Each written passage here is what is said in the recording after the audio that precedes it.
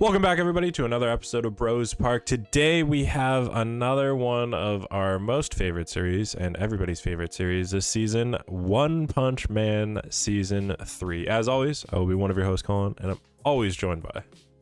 Yours truly, Jeff. How's it going? How's it going? Dude, what the hell is up with One Punch Man? Okay, Yeah. I'll just preface this saying, like, yo, this episode is like 1,000 times better than what we got, but like, just because we've gotten some, pretty garbage tier episodes doesn't mean that this one is good. I'll just put that out there. Yeah, 1,000 times 0 is still 0, and yeah, it's not looking great, honestly. Yeah, it kind of starts off with Zombie Man and Genus. I'm really shocked that it started off with that interaction, but Genus is explaining like, yo, the reason why I stopped doing the House of Evolution is because I saw what real self-evolution is, because he saw Saitama destroy his whole entire facility, right? It's like, because Saitama broke through his limiter, and we gotta explain to what the limiter is like, basically every person has their own, like, limit to how much they can grow, but if you break past that, you'll receive unfathomable strength, i.e. Saitama. But the funny thing is, the way he broke it was by doing nothing. Basic working out. Yeah, it is. It's like past the human limit, and you basically become a god. And I wish it was as easy as like 100 sit-ups, 100 push-ups. Like, well, we technically all have our own limits. Like, yeah, ours is just higher than Saitama's. Yeah, and we just have to work more to push past it. God. Anyways, that's fine. That's okay. I enjoy that comedy aspect. But the fact that they tried to do that and interweave it kind of with the fight between Garo, Bug God, and the Ripper. Yeah. Like, it just didn't really flow that much, because we were trying to get the idea that like Garo is trying to pass his limit and stuff too. Yeah, and by passing his limits, he could be made into the Monster King, or like go the Saitama route. But the pacing is pacing and flow is not there. No, it's not there. No, it's very weird to do it that way, and honestly, the fight just it didn't do much for me either. Like, the fight itself looked good. There were some very questionable moments. Like, for example, Garo and Royal Ripper. Yeah, blocking each other, 5 attacking. times. Yep. Dude, I counted 5 times they repeated the same scene. That's like Dragon Ball GT level laziness right there. And then the weird thing is, we got a PV, promotional video, of the actual fight itself. And the studio that's working on the anime, they basically just reused everything, which is fine. The work is there, right? They reused everything, added like, some lightning, some, the water bending flow fist style blue stuff. Sure. Maybe some red. Yeah. But they also took some stuff out of there, and it was like well animated, and it did not make sense to me. Why would you like just cut it out, throw away some of the work? Basically what I'm talking about is Garo redirects Royal Ripper's blow into Bug God in the video, but it's not there in the anime. Why would you remove that? Instead, we get 5 repeated scenes of this. Yeah, like you already animated it. Like, just throw it in there. Yeah, it'll look good. Yeah, I have a bit of a problem with recent anime, and it feels, I could be like just biased towards this, it feels like the solo leveling effect, where now every cool epic fight, one person is blue, one person is red, and you're just seeing these like lights flash back and forth as they're swinging. And it can look good, don't get me wrong, but I just don't need every single fight to try to look good by doing that. And like you said, repeat 5 times. Insect King basically didn't do anything in this whole fight, and he even said like, oh, aren't we supposed to like not kill him? And it's like, well, he's dead already. Should have said it earlier. It's like, yeah, because Bug God didn't fucking do anything this whole fight, basically. He just gave him a good meaty punch. That's basically it. The one overhead swing, and like I said, trying to interweave it with the fucking House of Evolution conversation, which also was them sipping tea. We barely even saw the gorilla. He like handed the teacups down to the table. We saw his arm, and I think that was almost it, basically. Yeah, and when Genius was explaining everything to Zombie Man, I counted almost like over 1 minute and 30 seconds Hmm. of anime was like shown to us through 9 still images. When the heroes, the monsters, the different types of class of monsters, Hmm. Genius himself, Zombie Man, 9 legit pictures Hmm. filled 1 minute and 30 seconds. I was like, wow. Yeah. Wowzers. Wowzers. It, I like. Oh, It, don't, and also the sound design. I think the sound is also just as bad as season 2. I'm surprised that they didn't fix that. I will say that is one thing that I noticed as well. That, man, the fight sounds, I was like, this is so over the top crazy.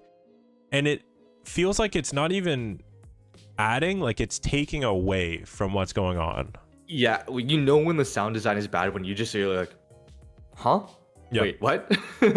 It shouldn't stand out to you in a way that takes away, right? And Yeah, oh, it should enhance but not distract. exactly. And anyways, we got a lot to say about this episode, but the fight sucked for what we were expecting. And that was an interesting thing that, you know, we'll talk about it at another short as well, but, you know, the director deleted Twitter and all this stuff, but realistically, I think it was him or another person associated with the studio saying, hey, the fans should lower their expectations. And I think Yeah, that, I like, remember that happened when that was said before One Punch Man even aired. So like, makes sense.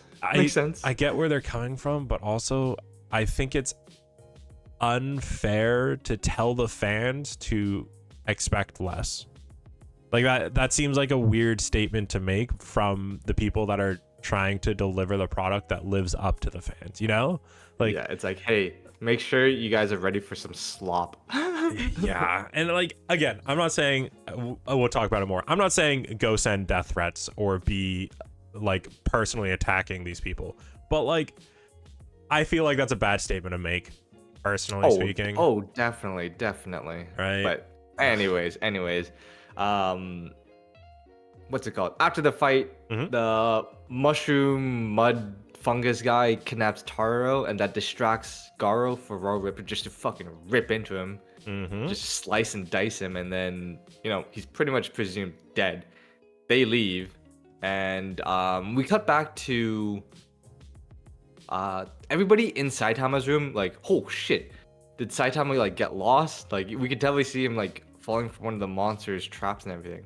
But he returns like pretty messy and everything, and they're like, oh, what happened? He's like, oh, I just fought a monster. They're like, did you see Garo? No. But then he freaks out because he's like, oh crap, I dropped my wallet. But during that whole scene, Yeah. I don't understand the music choice behind it. Yeah. They were playing this like somber, sad music, and they were also playing like the intense fight music at the same time. I was like, what? Again, another thing that should enhance but not distract. And you see it a lot with Hellblizzard, where whenever she has like this moment of epiphany or thought, it goes to, and we described it in the first episode, this like black and blue lighting, no background, just her face close up. And they did that with all of the other heroes here, I think, or at least a couple of them in Saitama's room. And it's like, guys, we don't need this like just colored background blue red to like show the mood, like enhanced thing. Like, just it's just bad. Yeah. It's bad. Like, yeah. But I will say, Fubuki Blizzard, Yeah. she's animated well. Okay. Okay. They definitely do focus on her a lot more. Yeah, I feel like it shows the preference here, and that's, you know, that's okay. That's fine. Yep. And we got Dr. Kuseno, Genos's mechanic engineer, father figure. He stopped by. He's like, and then I love how he's like explained to Saitama like, yo, thank you so much for mentoring Genos and everything. Saitama was like, all right, nice to see you. You overstayed your welcome. Bye. Yeah. But then he's like, oh, where's my manners? Because you've been so good to Genos. He was a huge, like, delicious beef set. And Saitama was like, We have a lot to talk about. Yeah, he starts calling him doctor, like proper respect now. It's like, okay, shit. As both of Genesis' mentors, we have a lot to talk about. And also with Blizzard like showing up, she showed up because she's here to rip into Saitama about footing the bill at the diner. And also, here's your Napa cabbage. And he's like, okay, great. Why are you still here? Like, just leave already. He just wants everybody to leave, basically. He's like, can I just have my hot pot? Everyone, please get out. Yeah, and of course, Blizzard's like, oh, do you have any red wine to like cook the beef with better than putting in a hot pot? It's like, no. Like, why would I have red wine? Fucking leave. Like, what are you doing? Yeah. So that cuts that, and then like we see Taro get thrown into prison with Waganma, the kid who got kidnapped 6 years ago in season 2. What a shit stain. What a shit stain. Yeah, the kid's a piece of shit. He's like, yeah, don't worry about it. Like, the S-Class heroes are gonna save us. But then, like, what he doesn't know is they seem to be freaking outclassed. Metal Knight is done. Metal Bat is done. And no, everything gets explained to him. And what I just don't like is the background whenever they're talking. It's just shiny red. Yeah. It's bad. There's no animation, man. It's just bad. Yeah, I don't know what's worse, that or like if you just threw a still image behind them the entire time. Like, right? I don't know what's worse. It's lazier than a still image when you think about it. Yeah, it's just, I don't know, dude. It's just not looking good. Not good, but hopefully, you know, the next episode's not too bad. Yeah, I'm always looking forward. Happened. I'm always looking forward.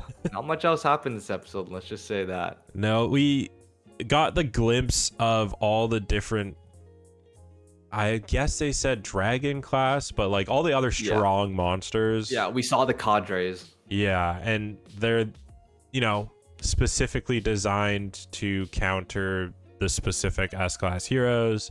And, you know, they kind of all are looking forward to this battle.